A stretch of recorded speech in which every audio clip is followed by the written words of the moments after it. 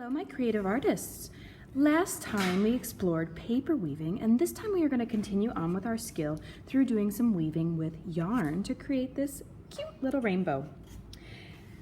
For your materials, you will have a paper plate with tick marks indicating where you need to take scissors and cut. You will also have a bunch of rainbow colored yarn, but then, boys and girls, you will have a string that has sparkles in it. This string is going to be our loom on our paper plate. So please, boys and girls, first take a pair of scissors and cut wherever there are permanent marker ticks on your paper plate. Don't cut too high, otherwise your string may be a little wonky looking. Next, take your sparkly long piece of string, and what I'd like you to do is take one end of the string and tuck it into the bottom slit that you have created with your scissors. Leave about a hand's length of string down at the bottom.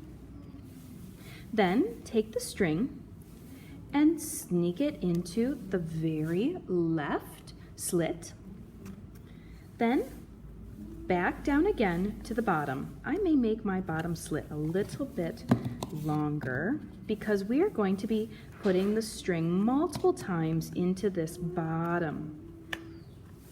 So the long string that I have here is going to come back into the bottom, and then I'm going to put it into the next notch. Back down to the bottom, again into the next one. Down to the bottom, I'm wrapping it around the back of the paper plate and down into the bottom again. Top, bottom, top, bottom, top. And then, boys and girls, I'm going to get down to the bottom again, but instead of tucking it back in, we are going to practice our knot tying. We are going to tie this string that we began our loom with and the string that we have ended with. So boys and girls, take your string and put the short end over top of the long end. Short over top of the long. Then pull up the long end just a little bit, enough to give space for the short end to go under and into the circle between those two strings. Then pull tight. Let's do that one more time for a secure double knot. Put the short end over top of the long end. Pull up the long end a little bit, enough to sneak in the small side. Hold on to that one. Hold on to the long end and pull tight until you have your double knot. Once you have tied a double knot, if you want to practice, you could tie a triple, but let's go ahead and cut off those extra strings and put those to the side. Now we're going to continue practicing our knot tying by choosing the purple color string first. The order of the rainbow is red, orange, yellow, green, blue, indigo, and violet. I remember it by saying Roy, G, Biv. R, Roy, orange, Y, yellow, G, green, B, blue, I, indigo, V, violet. Let's start with our violet color. Go ahead and start on the left string, the very left one. And we are going to go ahead and tie a knot with the violet. Again, the string is underneath, and I lay the short end over top of the long end. Notice how my long end is bunched up over here, and I'm just kind of leaving it be. It doesn't need to do anything for me right now. The short end is going to do all the work. Pull up the long end and tuck in the short end into the loop. Grab that short end and hold on to the long end to pull tight for a knot. We always want to create a double knot to make sure that our string is secure. So again, short end over the long end, tuck it into the circle, grab onto there, grab onto here, and pull tight. Then you can slide your knot further down to the bottom where the purple of our rainbow is going to sit. When I snip off these extra bits, I always like to leave a fingernail's length of string here at the bottom, just in case my string wants to come undone. Just like when we did paper weaving, we are going to go under, over, under, over. So I take my long string and I ball it up to make it easier.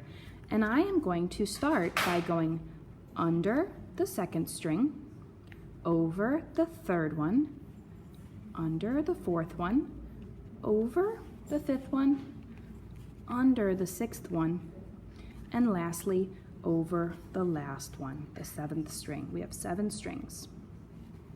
So now I have created a pattern where I'm going over, under, over, under, over, under, over. Now, because I just went over this string, I need to go under it next. This is going to make that string turn itself around and get caught on this last string. That way I can keep going back and forth to create my woven pattern all the way up to the top. So I went under this string, now I go over this one and under the next one. Over, under, over, under. All right, now that I have gone back the opposite direction, you'll notice that my strings are opposite of what they were on the last one. So this one here, it had gone underneath this string last time, but this time it went over that string. That's how we know we have done it correctly, is if the pattern is alternating. One time it's over, the next time it's under. Now this time it will be over. So again, if I went under this string to get here, I need to go over it to get to the next place. I know I've done it properly when my string doesn't undo itself. It is trapped around this string here.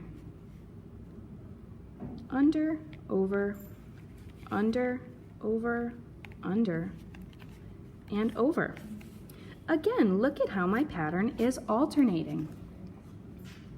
I've got an under, an over, and an under going up onto the string.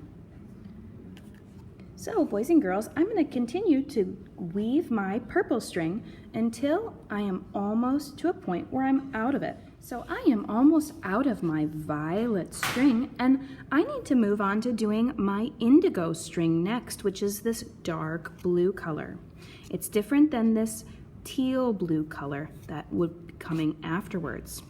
Now what I'm going to do, boys and girls, is I am going to lay one of the ends of my string next to the purple string, like they're sitting next to each other at lunch. They're friends. Boys and girls, these friends like to do everything together. So when you are going to tie them together into a knot, you need to put them into a loop. They go around everywhere together. They are hallway buddies and bathroom buddies. They go everywhere. So let's go ahead and put them into a loop. Ooh, boys and girls, it's so hard to make a knot right now because I have so little purple string.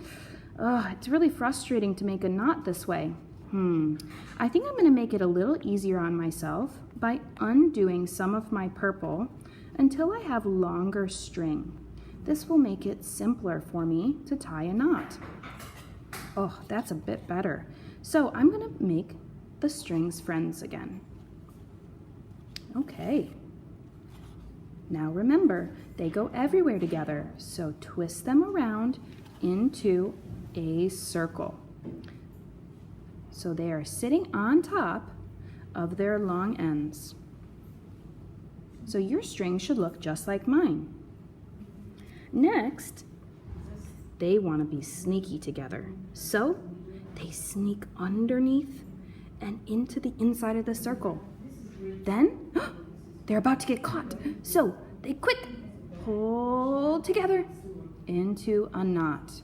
Boys and girls, this is how we are tying on our new color of string. At this point, you can cut off the extra, if you have lots, so that you have just a fingernail's length of string at the end, like two little ant ears, insect antenna. Then, boys and girls, you are able to continue weaving, going under, over, the same pattern as if the color never changes. So I start using my blue as the new end of my string. Every time I'm ready for a new color, I need to tie a friendship knot at the end.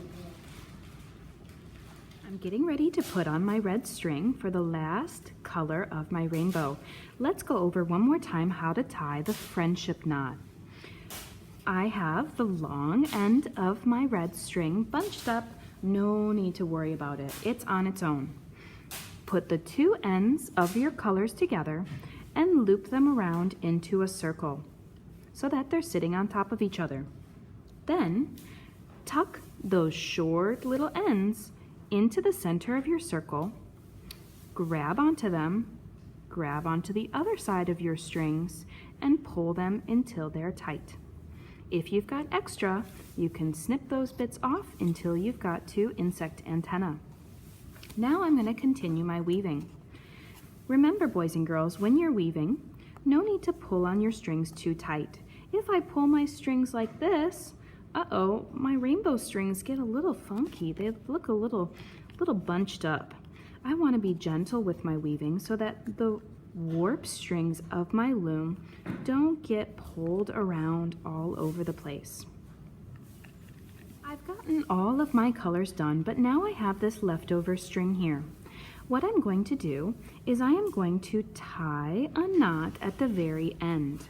So I'm going to go ahead and put the short end of the string over top of here. So this one is coming around at the end, or if you get to one of the middle strings, you can do it there as well. And I have my loop here, my circle.